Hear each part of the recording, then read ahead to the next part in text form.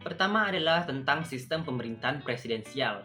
Sistem pemerintahan presidensial atau disebut juga dengan sistem kongresional merupakan suatu bentuk sistem pemerintahan negara republik yang mana kekuasaannya itu dipilih melalui pemilu dan terpisah dengan kekuasaan legislatif. Menurut Rockhagu, pemerintahan presidensial terdiri dari tiga unsur. Yang pertama adalah presiden yang dipilih rakyat memimpin pemerintahan dan mengangkat pejabat-pejabat yang terkait. Kemudian poin kedua adalah presiden dan dewan perwakilan memiliki masa jabatan yang tetap dan tidak bisa saling menjatuhkan. Kemudian poin yang ketiga adalah tidak ada status yang tumpang tindih antara badan eksekutif dan badan legislatif. Nah, contoh sederhana untuk mengetahui suatu negara itu dipimpin secara presidensial, kita bisa melihat ketika pemimpin negara tersebut dipimpin oleh seorang presiden. Adapun beberapa negara-negara di dunia yang menganut tentang sistem pemerintahan presidensial ini, yang pertama itu adalah Afghanistan, kemudian yang kedua adalah Angola, yang ketiga Argentina, yang keempat Benin, Bolivia, Brasil, Chili, dan lain-lain. Kemudian selanjutnya adalah sistem pemerintahan parlementer. Nah, sistem parlementer merupakan suatu sistem pemerintahan yang mana parlemennya itu memiliki peranan yang penting dalam sistem pemerintahan.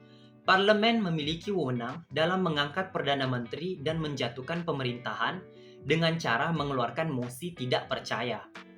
Berbeda dengan sistem presidensial, pada sistem parlementer, sistem ini memiliki seorang presiden dan seorang Perdana Menteri yang berwenang dalam menjalankan sistem pemerintahan.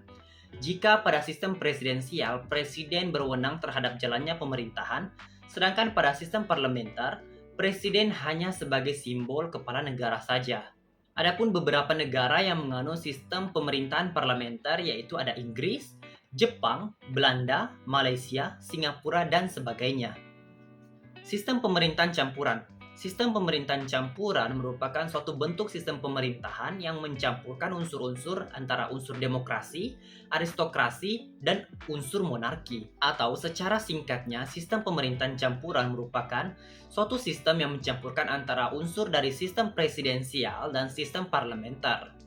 Adapun beberapa negara yang menganut sistem pemerintahan campuran ini yaitu ada Prancis, Argentina, kemudian Cina, dan Amerika.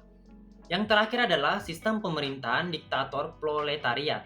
Nah, dalam pemikiran sosiopolitik Marxis, diktator proletariat atau merujuk pada negara sosialis di mana kaum proletar atau kelas buruh itu memegang kekuasaan politik. Adapun negara-negara yang pernah atau sempat menganut sistem ini yaitu ada Uni Soviet dan Republik Rakyat Tiongkok.